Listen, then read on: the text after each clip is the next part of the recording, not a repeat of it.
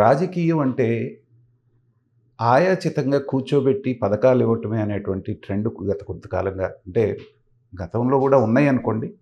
కానీ అది మరీ వెర్రితలలు వేసినట్టుగా మీరు ఒకళ్ళకి ఇస్తే ఇంట్లో ఎంతమంది ఉందంటే అంతమందికి నేను ఇస్తాను. లేకపోతే 18 ఏళ్ళు నిండినప్పటి నుంచే నేను మీకు ఫీడింగ్ ఇస్తాను.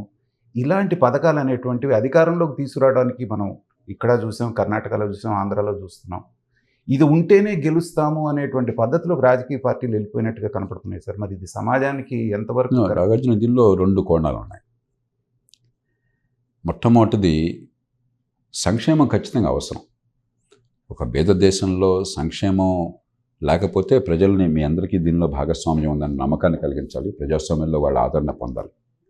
తాత్కాలికంగా ఉపశమనం కలిగించాలి. కానీ సంక్షేమమే పరిపాలన, ఇంకేం చేయక్కర్లేదు. వచ్చిన పనుల డబ్బులంతా నేను సగం తినేస్తాను, సగం ఖర్చు పెట్టుకుంటాను జీతభత్యాలకి, మా విలాసాలకి, మిగతా అంతా బట్టన్లోకి మీ అందరికీ సమర్థంగా పంచిపెడతానంటే ప్రభుత్వం ఎందుకయ్యా? గుమస్తాగాడు చేయొచ్చు పని. అంతే కదా సార్. ఖజానాలో చేరిన డబ్బులు పంచిపెట్టడం నీ పని అయితే ప్రభుత్వం ఎందుకయ్యా? దానికి ఈ గౌరవంతో ఎందుకు? ఒక కంప్యూటర్ని పెట్టవచ్చు, లేదా గుమస్తాన్ని పెట్టచ్చు. అక్కడ ఇంత యంత్రాంగం, ప్రభుత్వాన్ని ఏర్పాటు చేసుకున్నది మన ఉమ్మడి అవసరాలు తీర్చడం కోసం.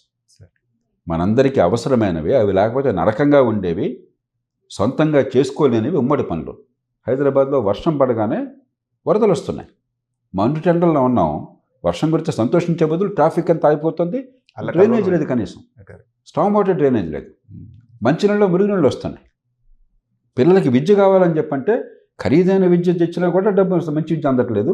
ప్రభుత్వ స్కూల్లో జీతం మనం అందరం కూడా పన్నులు కట్టినా కూడా ప్రభుత్వ స్కూల్లో పిల్లలకు చదువు అందట్లేదు. మనం బాధపడుతున్నాం. ఆరోగ్యం ఎట్లా ఉందో తగలుతున్నా మనం చూస్తున్నాం. రోడ్డు మీదకి వెళ్తే ట్రాఫిక్ భయం వేస్తుంది. డ్రైవ్ చేస్తే ప్రాణభూతున్న భయం వేస్తుంది. ప్రభుత్వం చేయాల్సింది ఉమ్మడి అవసరాలు తీర్చడం కోసం. నీవు ఏ ప్రయోజనం కోసం ప్రభుత్వాన్ని ఏర్పాటు చేసావు దాన్ని మర్చిపోయి నీ అధికారం కోసం అందరికీ డబ్బులు పంచిపెట్టే ప్రభుత్వం ఎందుకు? అడ్డగాడిదలాగా ప్రభుత్వం అక్కర్లా, అంతే గుమస్తాగాడి పనిచేయచ్చు ఆ పని. రెండోది, ఎన్నికల్లో గెలుపే సర్వస్వము. ఎందుకు గెలుపని ప్రశ్న అడగబోకండి అన్న ఆలోచన ఉంది. దానివల్ల వచ్చింది సమస్య. అంతే కదా సార్. ఎన్నికల్లో గెలవడం అవసరం నేను కాదంటే, కానీ ఎందుకు? అధికారం అనేది లక్ష్యమా, మార్గమా? అధికారమే లక్ష్యము. దేశం సర్వనాశనం నాకు పర్లేదు, శ్మశానమైనా కూడా దాన్ని ఏలుకోవటం నాకు కావాలని చెప్పంటే అది రాజకీయం కాదు, అది రాక్షసత్వం. అది ఒక స్థాయి దాటినా కదా ముళ్ళ కిరీటం అవుతుంది కదా సార్ మీరు వెళ్ళిన తర్వాత కూడా, విద్యుత గలవాడికి. కాబట్టి పార్టీల్లో కొంత సంయమనం కావాలి. ఇప్పటికీ కొందరు పాటిస్తున్నారు. నరేంద్ర మోదీ గారి మీద మీరు ఎన్ని తప్పులైనా చెప్పట్టు, ఎన్ని నిందలను వేయండి, కానీ ఒక క్రమశిక్షణ. ఆర్థిక మంత్రి నిర్మలా సీతారామన్ గారు మన తెలుగునాటి నుంచే అక్కడ మెట్టారు, ఇక్కడి నుంచే వచ్చారు. మనం గర్వపడాలి.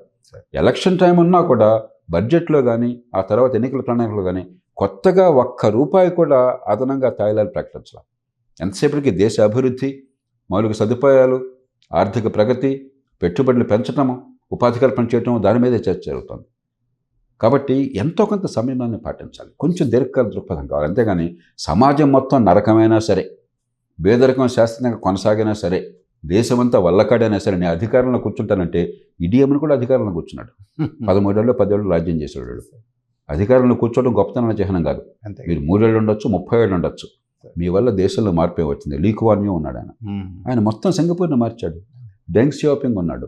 ఆయన చైనా లాంటి గొప్ప దేశాన్ని, పెద్ద దేశాన్ని మార్చిపారేశాడు. కమ్యూనిస్ట్ సిద్ధాంతంలో మూర్ఖంగా నిలిపోతున్న దేశాన్ని ఈవేళ కమ్యూనిజంలో మంచిని స్వీకరించాడు. ఇవాళ మార్కెట్ ఎకానమీలో మంచిని తీసుకున్నాడు. చైనాని అద్భుతమైన దేశంగా నిలబెట్టాడు. కాబట్టి చరిత్రలో నిలిచిపోయేది ఎన్నికల్లో గెలిచావా లేదా అని కాదు, దేశ భవిష్యత్తుకి మార్గాన్ని చూపెట్టావా లేదా అని చెప్పాను. మీరు లోక్సత్తా సంస్థ స్థాపించినప్పుడు అవినీతిపరుడైన ప్రతి రాజకీయ నాయకుడు చాలా భయపడ్డారు సార్. పార్టీగా మారిన తర్వాత అంత భయం లేకపోయినా కూడా ఒక ప్రత్యామ్నాయం, నిజాయితీ కలిగినటువంటి ఒక రాజకీయ పార్టీ ఉంది, నీతిగా పాలిటిక్స్ చేసేటువంటి ఒక రాజకీయ పార్టీ ఉందని ఒక విశ్వాసం ప్రజల్లో ఉండేది. మరి ఇవాళ కనుక చూస్తే పూర్తిగా మీరు కామ్ అయిపోవటం మూలాన ఆ గ్యాప్ని ఎవరు పూర్తి చేసేవాళ్ళు కనపడట్లేదు. మిగతాది ఇష్టారాజ్యంగా నడిచిపోతుంది. మళ్ళీ ఏమన్నా క్రియాశీలకంగా ముందుకు వచ్చే అవకాశం ఏమన్నా?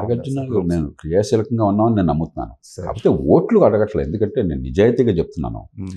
రాజకీయంలోకి అందరినీ ఆహ్వానించిందే మనం కదా. అవునండి. ఆ రోజున ఈ దేశంలో మధ్యతరగతి వర్గాలు, పట్టణీకులు, యువత రాజకీయాన్ని అసహ్యించుకుని ముక్కు మూసుకుని కూర్చున్న స్థలంలో కాదయ్యా, పట్టించుకోండి రాజకీయాన్ని, దానిలో భాగస్వాములు కండి. ప్రజాస్వామ్యంలో మీరు నేను పాలు పంచుకోకపోతే ఓటు వేయడం కానీ, పార్టీల సంగతి పట్టించుకోవడం కానీ, గొంతు విప్పటం కానీ, మీకు ఓపిక ఆసక్తి ఉన్నట్టయితే ఎన్నికల్లో పాల్గొనడం కానీ చేయకపోతే దేశం ఏమవుతుందని గట్టిగా పిలిపించినవాడిని. దానికి అందుకనే ఏనాడు కూడా రాజకీయాన్ని నేను తిట్టలా. ఎప్పుడు రాజకీయం పవిత్ర వ్యాసంగం అన్న మాట తప్ప రాజకీయం కుళ్ళు, రాజకీయం చెడు అన్న మాట నా నోటి నుంచి ఈ 30 ఏళ్లలో ఒక్కసారి అన్నానే చూడండి. నేను ఛాలెంజ్ చేస్తున్నాను ఎవరైనా సరే. అలాగే దానికి అనుగుణంగా ఒక సందర్భం వచ్చినప్పటికి తప్పదు, అది పెట్టకపోతే మనం ప్రజలకు అన్యాయం చేసిన వాళ్ళు అవుతాం అన్న భావంతో పార్టీ పెట్టింది కూడా నేనే కదా. పార్టీ పెట్టిన కారణం ఏంటి? అధికారం వస్తున్నాం కదా. నాకు ఎన్నికల వ్యవస్థ ఏంటో తెలుసు, దేశం ఏంటో పూర్తిగా కట్టాల. మనకు ఒక 10% ఓట్లున్నాయి మార్పు కోసం అన్న నమ్మకం నాకు కలిగింది, మనందరికీ కలిగింది. ఆ 10% ఓట్లు వస్తే చాలు, మనకి 10%తో ఒక సీటు కూడా రాకపోవచ్చు. కానీ ఈ పార్టీలు కదులుతాయి. అరే 10% మంది జనం కోరుకుంటున్నారు, మనం కూడా మారకపోతే ఎట్లా అని కదులుతారు. అది నేను ఆశించింది. 10% ఓట్లు లేవు. ఆంధ్రప్రదేశ్లో చూసాం, అప్పుడు ఉమ్మడి ఆంధ్రప్రదేశ్లో, కర్ణాటకలో చూసాం, తమిళనాడులో చూసాం, మహారాష్ట్రలో చూసాం, ఇతర చోట్ల చూసాం.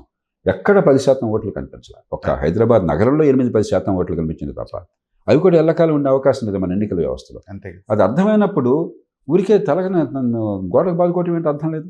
అంతే. దేశంలో మార్పు కోసం పోరాటం కానీ అధికారం కోసం మనం పోరాటల్లా. అంతే. ఆ మార్పుగా మన శక్తిని ఇంకో రకంగా ఉపయోగిద్దాం.